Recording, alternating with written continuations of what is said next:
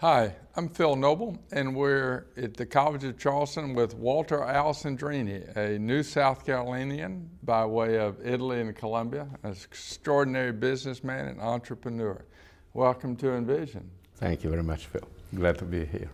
You had a recent huge career in Colombia, and I have to ask, how'd you get to Colombia from Italy? Well, that was a dream come through. Obviously, if I didn't know much about South Carolina when I grew up in Italy. I like to say that I'm Italian by birth, American by choice, and a South Carolinian by the grace of God. Oh, there you go. I love that. That's great. At some point in my life, after coming to the United States, in California first, then I went to run a company in Pittsburgh, Pennsylvania. And this company had a plant in Batesburg, South Carolina. So I started to travel here to the plant many times, many visits, and I started to fall in love with the state. People first, the beauty of the states, and all the beautiful things that you can do here. And so at some point, since we were growing and we needed to expand, we decided to move the headquarters of Union Switch and Signal from Pittsburgh to Columbia, South Carolina. And that was 21 years ago, and I'm still here. You're still here. Before you came to South Carolina, what was your impression? What did you think of the state before you first came? I didn't know much except for some, obviously, history books or Gone with the Wind, Charleston and so on.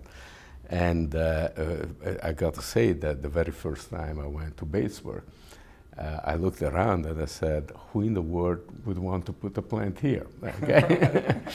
And then as I started to know the people, the plant, we really turned it around in doing extremely well. I started to know the people, the workers that we had there, and the people in the communities of Columbia and South Carolina at large. Then I really started to see the qualities of the state. And how big was the Batesburg plant? The Batesburg plant, I think when I went there the first time, was about 200 people, and they doubled over the years. And Union Switch and Signal made essentially technology for railroads, right? For railroads and for metro transportation systems, yes.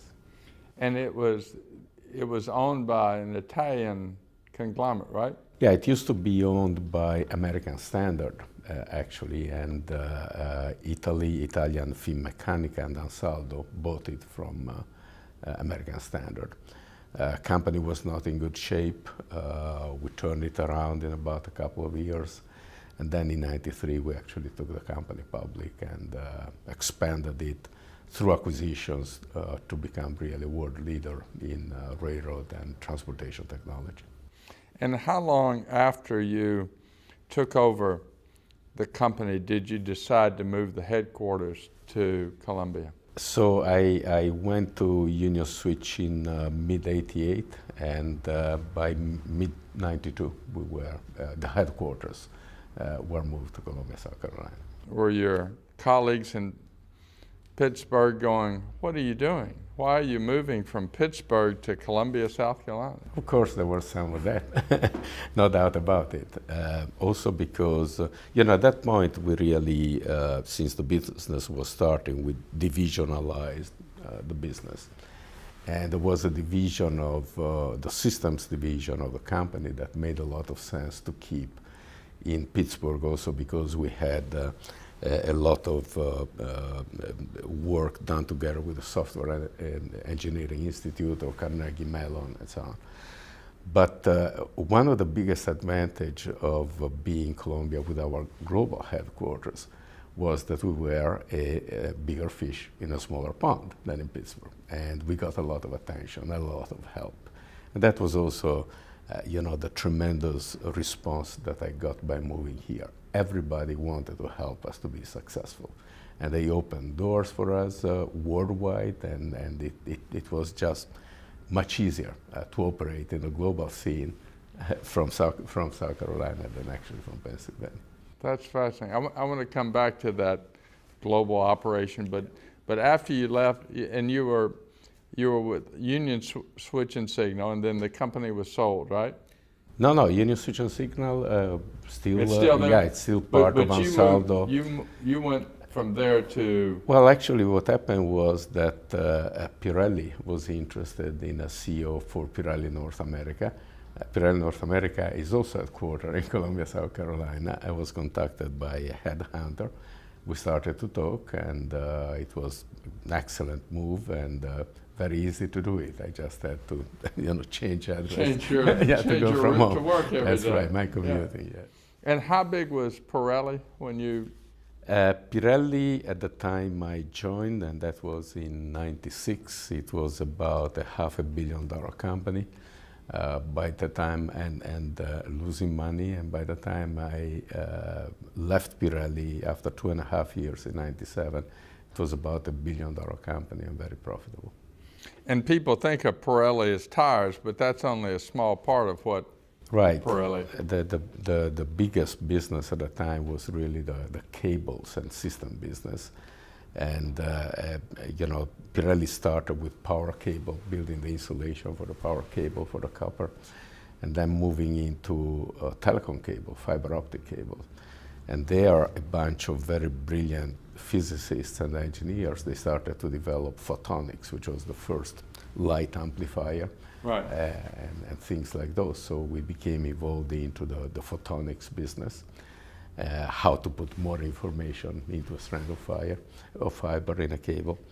And then because of that, I was contacted again by some venture capitalists in Silicon Valley who offered me to go and run a startup that they had in the photonics business.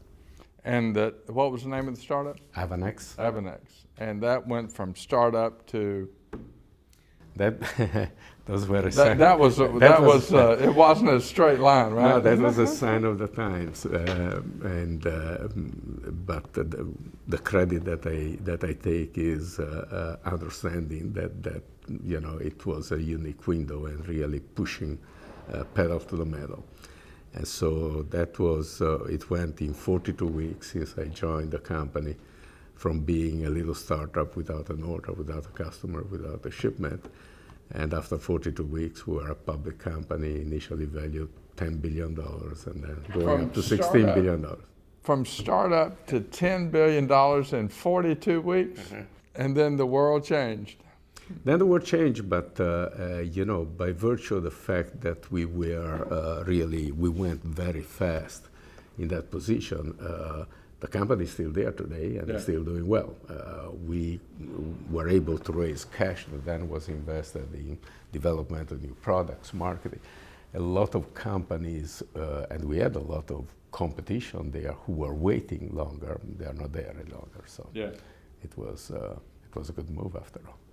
And you have, as you said to me earlier, you have retired several times, but keep flunking your retirement and coming back and starting to get involved again and back in business. And talk a little bit about why you decided to get involved with South Carolina companies again, as opposed to the Silicon Valley or anywhere in the world you could be.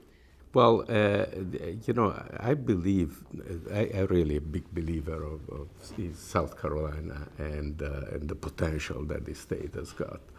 And I always felt that whatever happened with Silicon Valley, which was not by accident, but it was by determination, could happen in South Carolina. I think that a lot of people moved to and started companies in Silicon Valley because of Stanford and because Frederick Terman, who was the dean of engineering many years ago, but also attracted by a nice state, a place that at the time was not as crowded as it is today, where things could happen and there were people who wanted to make them happen. And South Carolina has got a lot of the same characteristics. Okay, we've got some fabulous learning institutions here. We've got a beautiful place where to attract people. We've got a very strong work ethics. So to me, the idea was, you got to start and set some example, build some success, and then when people realize that it's possible, then they'll start to do something. So in part for this reason, Ometric was started in 2005. Ometric took an optical technology from University of South Carolina and developed it into a product and commercialized it, and it was an analytical product that addressed process control issues in many different industries. And Ometric eventually, after 5 years, was successfully sold to a Fortune 100 company. So that was a clear example that you can get things done here and very successfully. Now I'm helping another startup, or quasi-startup, 1.5 years old company in Greenville, which is in the cloud business. I'm also starting up a company which deals with, or helping to start a company which is dealing with 3D printing business. So I believe there are a lot of opportunities in this state. What is it that keeps South Carolina from becoming, as you say, that Silicon Valley? I mean, why we have been talking about sort of the New South for a long time, and it hadn't got here yet, or is not as fully here as some of us would like. What do you think is holding us back? I believe that events or actually development as they happen in other places like Silicon Valley, first of all, they require a very strong leadership. Once again, if you identify Frederick Terman as the father of Silicon Valley, he found himself in this cathedral in the desert, because Stanford, that's what it was. It was in the middle of nowhere. And he started to go and reach out and bring in people and changing the university traits from being, a teaching institution to be an institution that was cooperating and actually helping the startups and so on. So it took the 3 C's, creativity, cooperation, communication to get that done.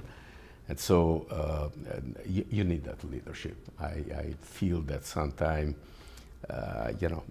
we don't have the kind of leadership here. We tend to be a little also too fragmented. I believe we should have a regional and state interest at heart rather than the Greenville, the Columbia, and the Charleston interest. So we should really avoid that fragmentation, which is not in our own interest. And then you got other things that will develop. For instance, clearly, you don't have a culture of speed. We do not have a culture of speed. That is the understatement of this whole series. By the way, it's very attractive when you look at the leisure or the living area, living in South Carolina. However, today, in any business in which you are, you got to be very fast. I mean, that's really the basic competitive advantage or weapon that you have. And the other thing, I don't think that we have a big culture of risk-taking.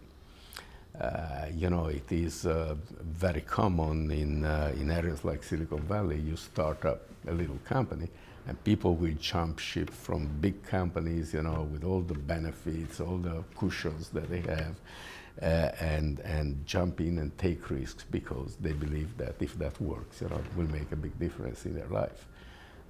In South Carolina, this culture of risk or really trying hard, I don't think it's as widespread or probably, limited to fewer people.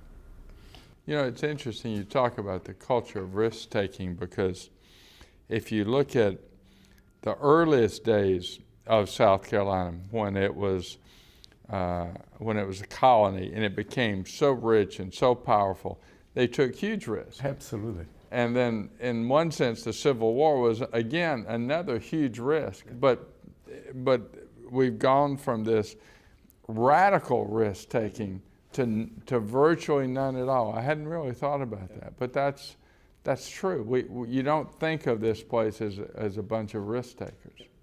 And, as in many other places, risk-taking belongs to a certain generation, and then you skip some generations before it comes back, because probably they're living comfortably after what was produced before. One of your fellow Italians that we've talked about, Romano Prodi, he said something to me one time. He said, neither a country nor a family can be both rich and stupid for 3 generations. That's a good way to put it.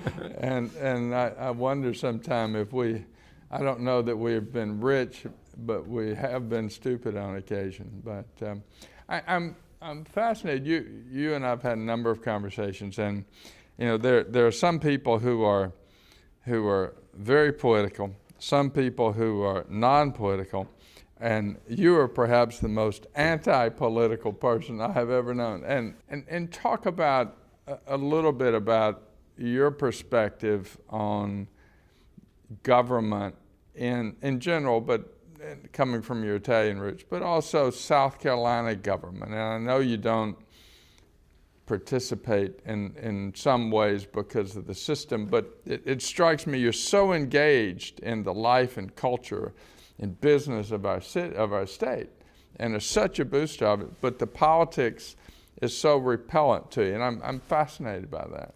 Why is that? Talk a little bit about that. Probably it's been my upbringing in Italy, where politics really is very interesting, I would say. I think I've always been a big believer of either you lead or you follow or you get out of the way, okay? And I think that there are opportunities in government to lead. In my last 20 years in South Carolina, I saw some.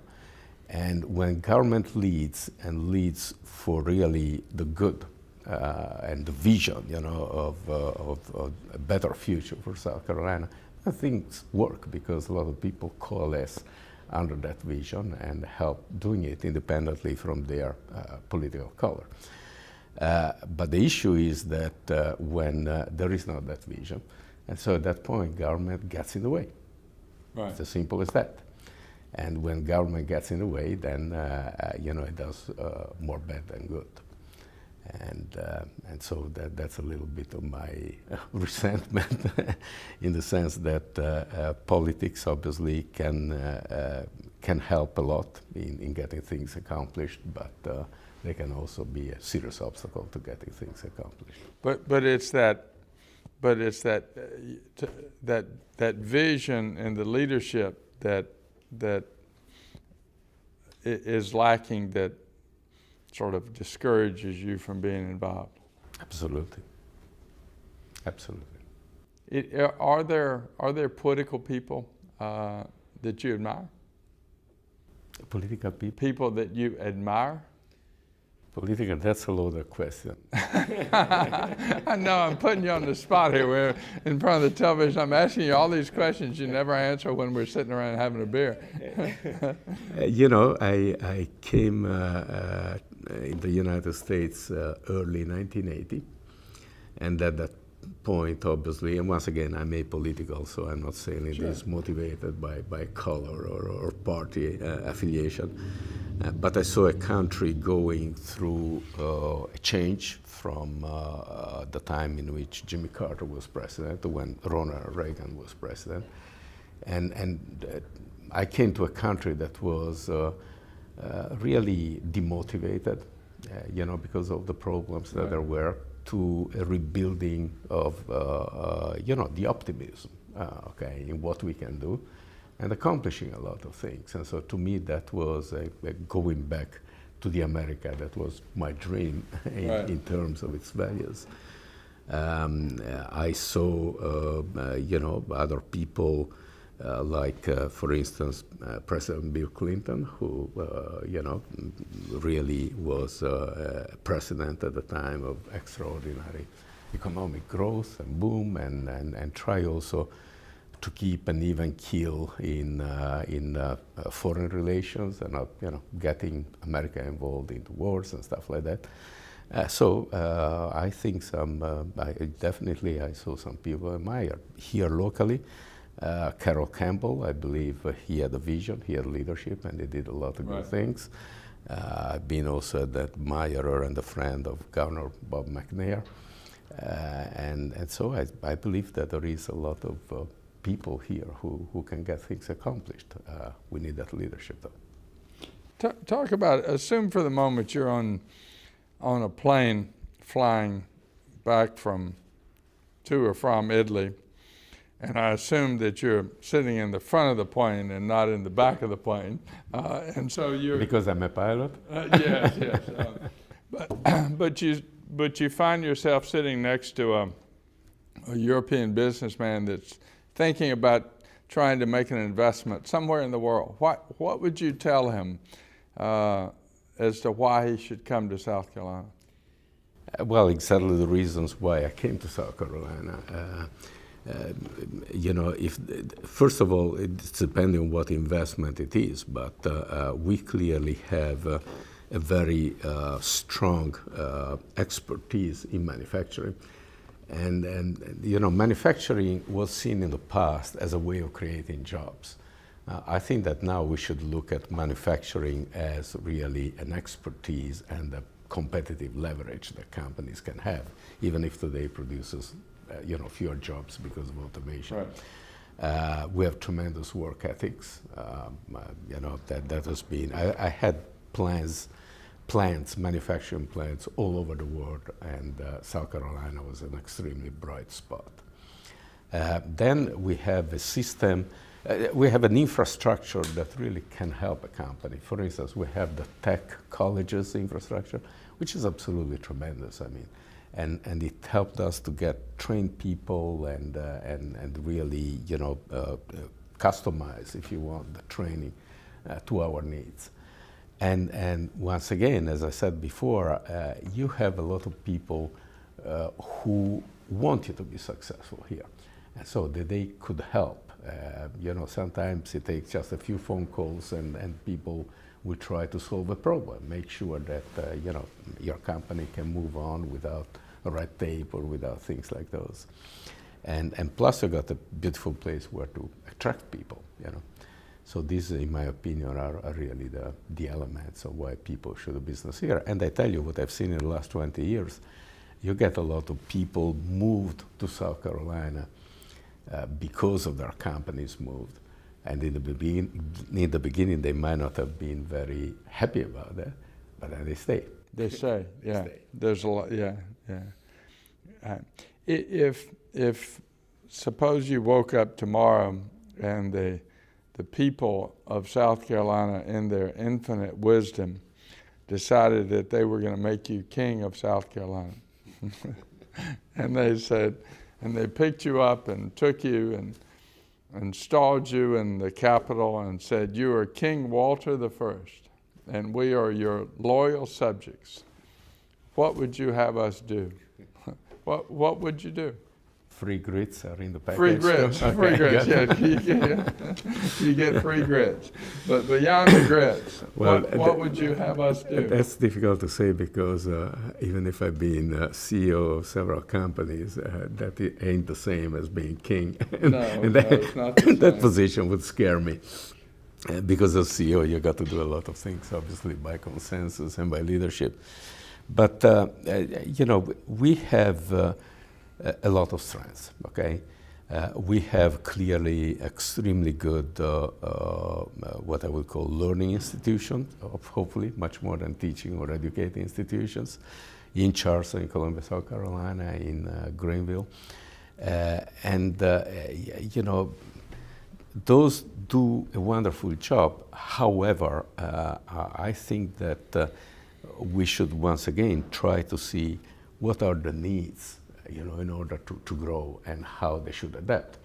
One of the things that, going back to Thurman at Stanford, he did very well, was to start this honors or cooperative program in which they would take full-time employees and get them to do degrees at their universities, like right. at Stanford and others, so to improve their skills and their education.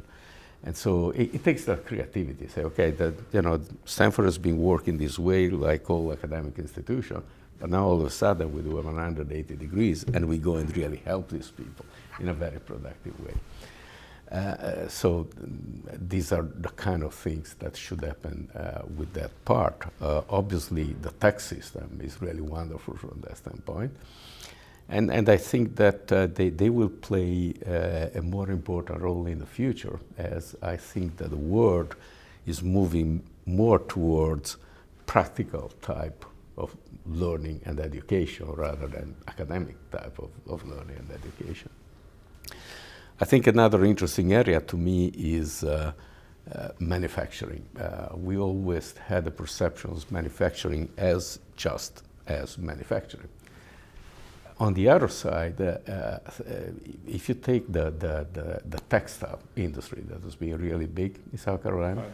So you got a tremendous knowledge about textiles.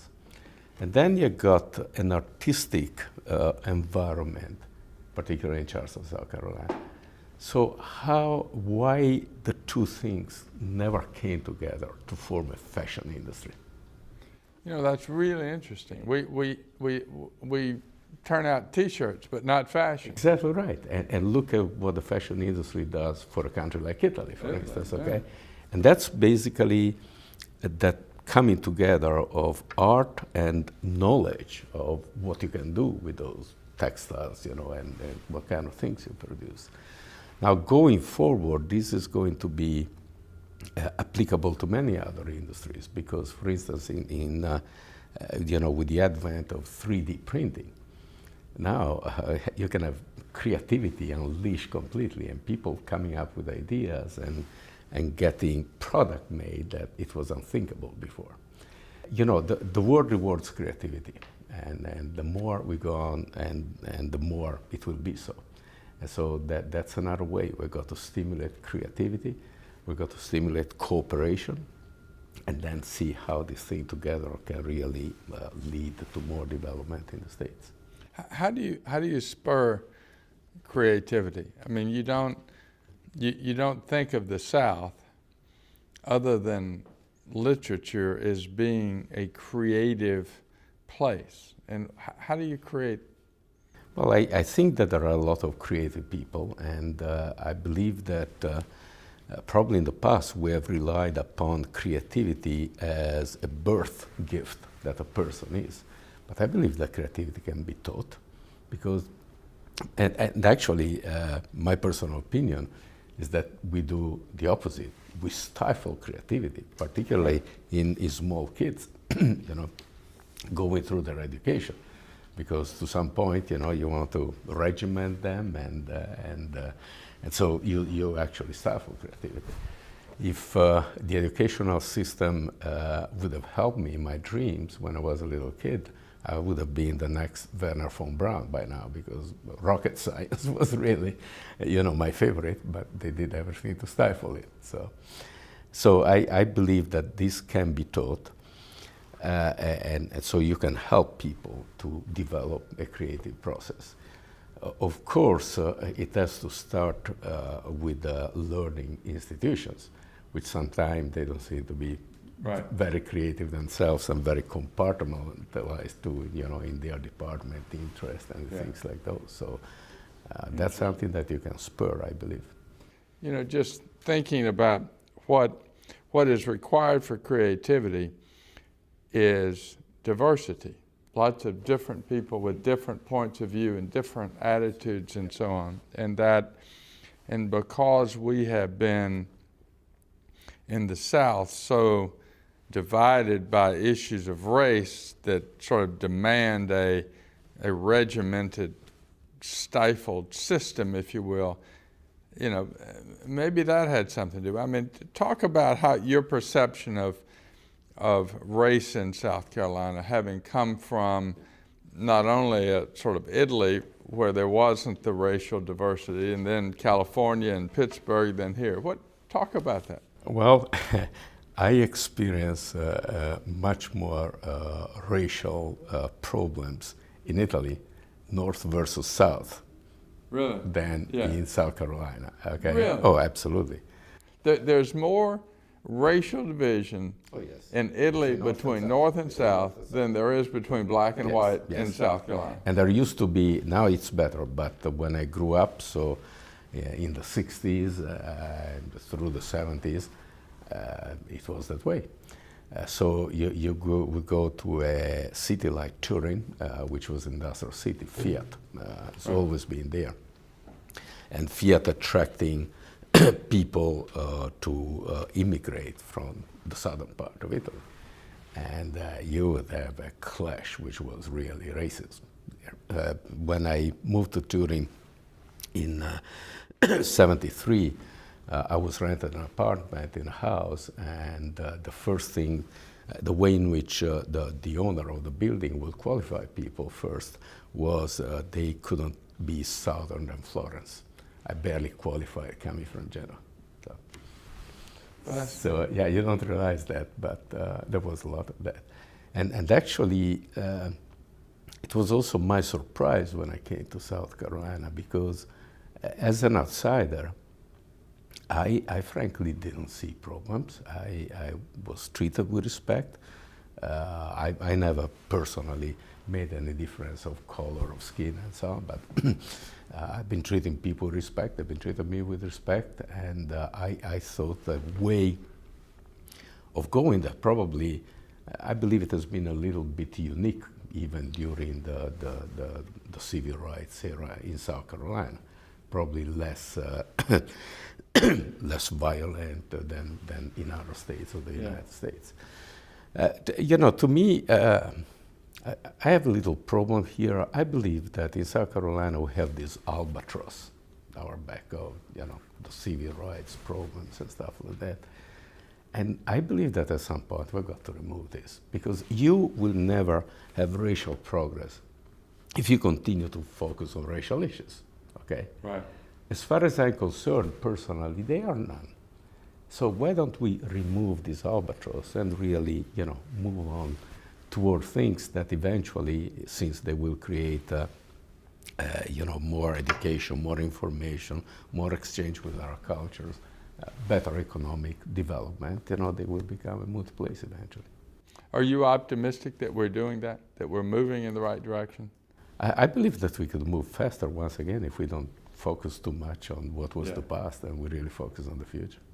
Thinking about attracting international business as opposed to just domestic business, what does South Carolina, we do apparently a very good job in attracting international business, but how is that different than attracting a business from Pittsburgh? Obviously, there are many ways to do it, and I think that, South Carolina has done an outstanding job in really going out in the world and attracting some of the top companies that you can think of to South Carolina. And I believe that also because of these companies here that attracted, and I know some companies that actually from Pittsburgh, they set up shop here, to cater to some of the needs of the bigger players here. So, if you are good at attracting international business, I think that it should be easier to attract domestic business.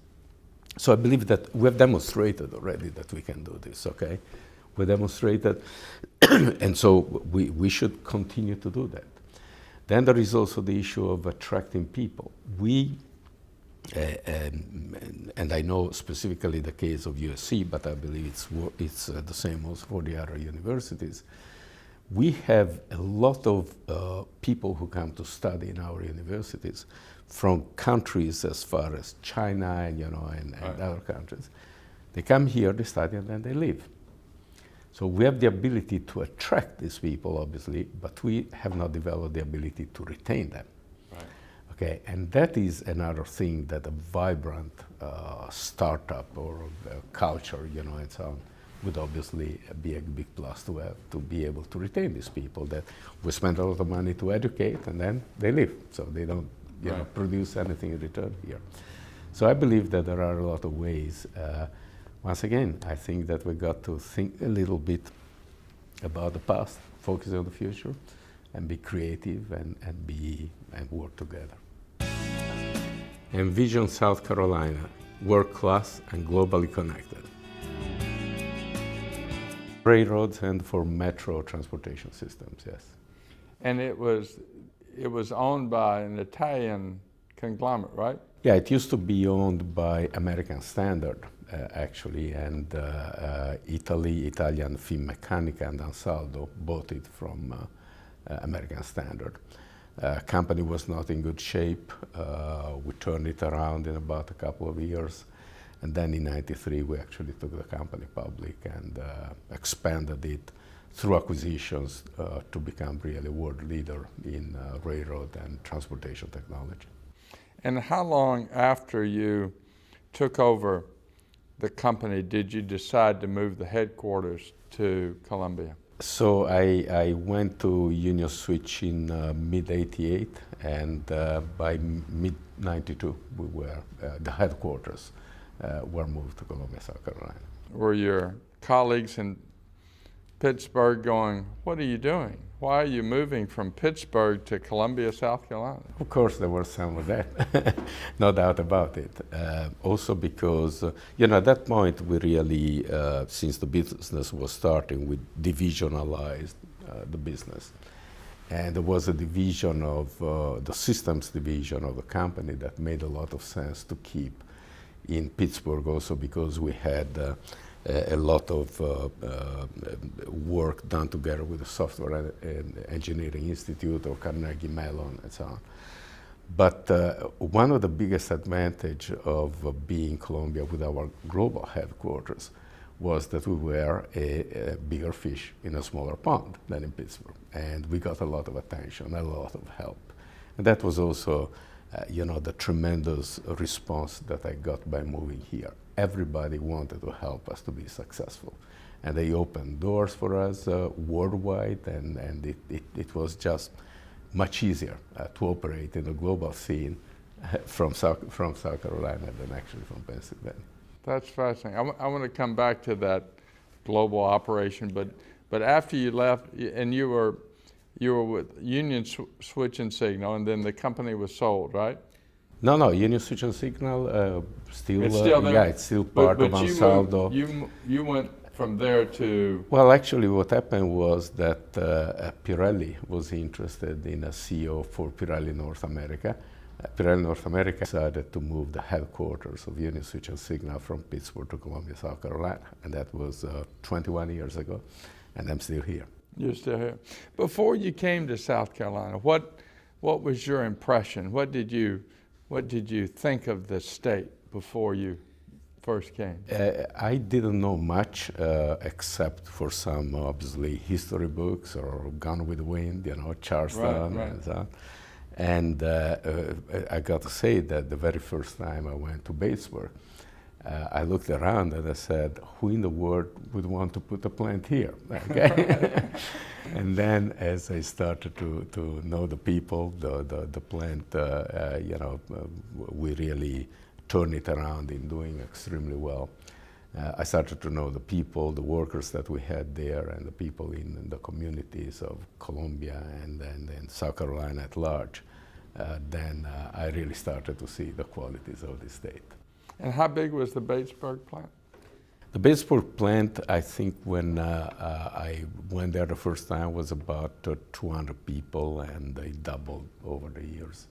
And Union Switch and Signal made essentially technology for railroads, right? It's also headquartered in Columbia, South Carolina. I was contacted by a headhunter. We started to talk, and it was an excellent move and very easy to do it. I just had to, change address. Change your route to work every That's day. right, my commuting, yeah. And how big was Pirelli when you...